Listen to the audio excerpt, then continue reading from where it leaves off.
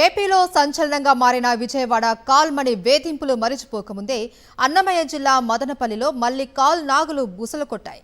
అవసరానికి అప్పు అడిగి తీసుకున్న పాపానికి పేద మహిళలను నిత్యం వేధిస్తూ ఉన్నారు. అసలుకు 4 వడ్డీ కలిపి ముక్కుపిండి వసూలు చేస్తున్నారు. అవసరమైతే ప్రత్యక్ష దాడులకు దిగడం, ఇంట్లో సామాగ్రి తీసుకువెళ్లడం వీరి నైజం. ఇంతటితో ఆగకుండా లైంగికంగా వేధిస్తూ ఉన్నారని బాధిత మహిళలు వాపోతున్నారు. ఆర్థిక అవసరాలు ఉన్న మహిళలను గుర్తించడం, వారికి కొంత నగదు అప్పుగా ఇవ్వడం, షూరిటీగా బ్యాంకు ఖాళీ చెక్కులు, ప్రామిసరీ నోట్లు తీసుకోవడం, ఆపై 145 రూపాయల వడ్డీ వసూలు చేయడం, సమయానికి అప్పు చెల్లించలేని మహిళలను తమ కోరికలు తీర్చాలి అని బలవంత పెట్టడం, ఇలా నరక యాతనకు గురి చేస్తున్నారంటూ బాధిత మహిళలు సాక్షితో చెప్పుకున్నారు. ఈ వడ్డీ మాఫియా 100 రూపాయలకు 45 రూపాయలు వడ్డీ తీసుకుంటూ అడ్డంగా దోపిడీకి పాల్పడుతూ ఉన్నారని బాధితురాలు పోలీసులకు ఫిర్యాదు చేసింది. తన కుటుంబం అవసరాల నిమిత్తం అప్పు తీసుకుంటే 1,00,000 రూపాయలకు 10 లక్షలు వడ్డీ రూపంలో కట్టినా ఇంకా లైంగికంగా వేధిస్తూ ఉన్నారని ఆవేదన వ్యక్తం చేస్తోంది. మదనపల్లి పట్టణంలో దేవతనగర్కు చెందిన ఏకాంబరం దంపతులు ఈ కాల్మణి రాకెట్ నడుపుతూ ఉన్నారని, డబ్బులు చెల్లించినా తమను మానసికంగా, శారీరకంగా వేధిస్తూ ఉన్నారని కన్నీటి పర్యంతమవుతుంది బాధితురాలు.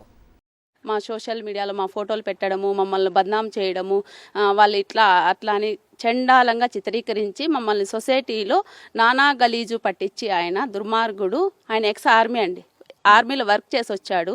సభ్య సమాజానికి ఆయన ఏం మెసేజ్ ఇద్దామని మమ్మల్ని ఆడవాళ్ళని ఇట్లా చేసినాడో మాకు తెలియదు. ఆయన ఏమి చేసినా అసలు ఖండించే నాదుడే లేడు. ఆయన ఏమంటాడు, నేను 1,00,000 పాడేస్తా, వానికి ఎక్కడికన్నా మీరు వెళ్తే మేము 1,00,000 పడేస్తా, నేను బయట వస్తా, నాకేం సంబంధము, మిమ్మల్ని మీద కేసు కట్టిస్తానంటాడు. మా ఇంటికి వచ్చి నన్ను ఎంత హరాస్మెంట్ చేశాడో ఆయన, మానసికంగా, శారీరకంగా నన్ను వేధింపులకి గురి చేసినాడు. నన్ను ఆయన ఎంత అంటే చెప్పుకోలేను నేను. ఆ విధంగా నన్ను ఆయన హరాస్మెంట్ చేసి, ఆయన ఇది చేసి, అట్లా నన్ను ఇది చేసి, అంత అరాచకం చేసి, ఇప్పుడు మళ్ళీ సొసైటీలో ఆయన తిరుగుతున్నాడు. ఆయనకు ఒక గౌరవము, ఒక మర్యాద. వాడి పెళ్ళాం ఉంది, వాడి కింద పడుకోబెడుతుంది. డబ్బులు ఇవ్వాలి అంటే, నువ్వు పడుకో, నా మొగుడికి ఇదా, నేను పనికిరాను సంసారానికి అని చెప్తుంది వాడు పెళ్ళాం.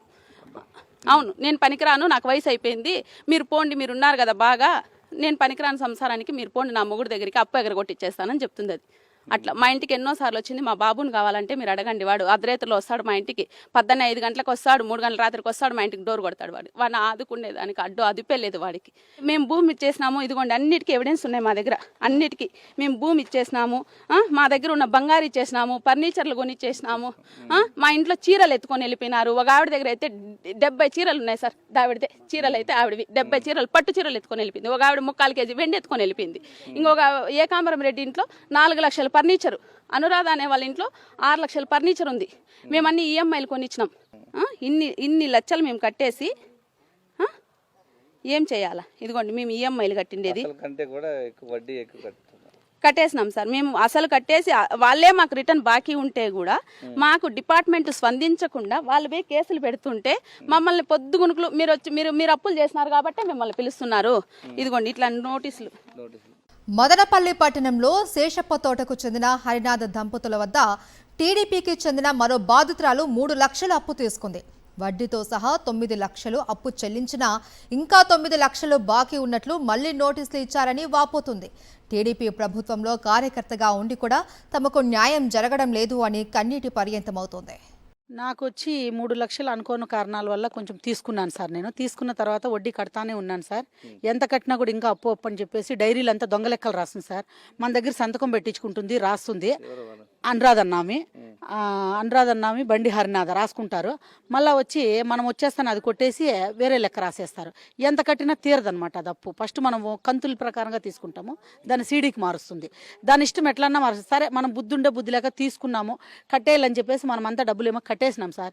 కట్టేసి చెక్కులో తీసుకునేసినాను. తీసుకున్న తర్వాత ఏం జరిగిందంటే లాస్ట్లో ఇంకా 3 లక్షలు అసలు అట్లే ఉందంటుంది ఎప్పటికైనా కూడా. మొగుడు పిల్లం ఇద్దరు. వాడైతే చాలా గలీజ్గా, నా కూతురు ఉంది సార్, సాఫ్ట్వేర్ నా కూతురు, ఇంట్లో పని చేస్తా అంటే ఒకరోజు ఇంట్లోకి వచ్చి చాలా గలీజ్గా మాట్లాడితే నా కూతురు ఏడ్చి, ఏందమ్మా ఈ గొడవ అంతా, ఎందుకమ్మా అని చెప్పేసి నేను శివ హోమ్ మీడ్స్లో 3 లక్షలకు ఫర్నిచర్ ఎత్తిచ్చేసినాను సార్. వాళ్ళ ఇంట్లో ఉండే ఫర్నిచర్ నాదే సార్. ఇట్లా మళ్ళీ నాకు బాకీ లేకపోయినా కూడా నోటీస్ పంపించింది సార్. 9 లక్షల 9 లక్షలకు నోటీస్ పంపించింది సార్. ఒక విషయం అడుగుతాను సార్, వాళ్ళ మొగుడు వారానికి 2 పొటేలు కొడతాడు సార్. ఆమెకి ఏం పని లేదు, ఆయనకి వారమంతా మళ్ళీ ఖాళీగానే ఉంటాడు. ఆ 2 ఫోటోలు కొడితే 2,000 వస్తుంది వాళ్ళకి కమిషన్. ఈ 2,000 కమిషన్తో వాళ్ళు కోట్లు 30 లక్షలు 40 లక్షలు ఎక్కడి నుంచి ఇచ్చేసినారు సార్. మేము కట్టిండే వడ్డీలు 80 లక్షలు, మా అందరి దగ్గర 80 లక్షలు వడ్డీలు కట్టించుకొని ఆ డబ్బులు లతక్ వాళ్ళు ఇచ్చిండే డబ్బులు 1,10,00,000, 2 లక్షలకి 2 కోట్లకి ఆడ ఇల్లు కొనుక్కొని ఇప్పుడు వాళ్ళు ఎంజాయ్ చేస్తున్నారు. కట్టినా కూడా మళ్ళీ వేధించేది, ఇట్లా చెక్కులు పంపిస్తే వాళ్ళు కూటికే జరిగేది కష్టం సార్. మొన్నటి వరకు 1 సంవత్సరం ముందు వరకు 7,000 రూపాయలు బాడీలో ఉందాము శేషమాల్ కాడ. ఇప్పుడు 2 కోట్ల ఇంట్లో ఎక్కడి నుంచి వచ్చింది సార్ మేము కట్టకపోతే వడ్డీలు. మరో బాధితురాలు 2 లక్షల అప్పుకు 15 లక్షల వడ్డీతో సహా అసలు చెల్లించింది. అయినా సరే అప్పు తీర్చలేదు అని వేధింపులకు గురి చేస్తూ ఉన్నారని, తాను ఒంటరి మహిళ కావడంతో లైంగిక వేధింపులకు గురి చేస్తూ ఉన్నారని ఆరోపిస్తోంది. నేను బండి అనురాధ హరినాథ్ దగ్గర 2 లక్షల రూపాయలు డబ్బులు తీసుకున్నాను.